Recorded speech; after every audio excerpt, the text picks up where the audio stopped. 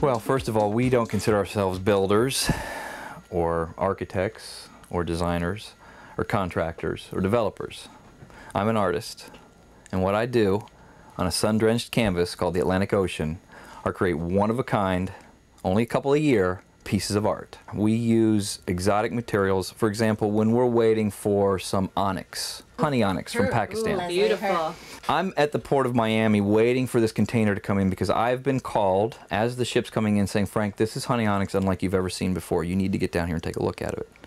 If it's what they say, I will buy the whole container ship. So no other house in South Florida or in the world will have the materials that I put in. I think one of the most significant contributors to my creativity is the fact I never lost a little boy inside. I never had a tree house as a boy, so we might have gone a little overboard when we built this. But this is a great source of creativity for me. Right over your shoulder is the Atlantic Ocean. This is where I wrote my book. This is where I design a lot of the houses.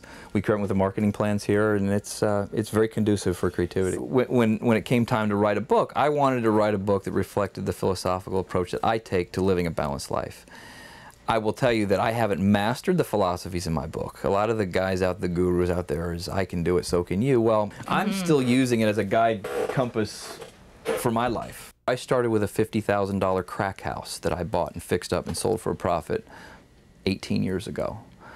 I did a lot of $50,000 houses and $60,000 and $100,000 houses before I did a $50 million house. All my life, I've lived on adrenaline. I get my feeling of being alive by building these projects without a buyer in mind. When is it going to sell? Is it ever going to sell? How much is it going to sell for? There are 50,000 people in the world that can afford what I do for a living. Out of a population of 6.5 billion, I need to draw attention to the fact that my product's there.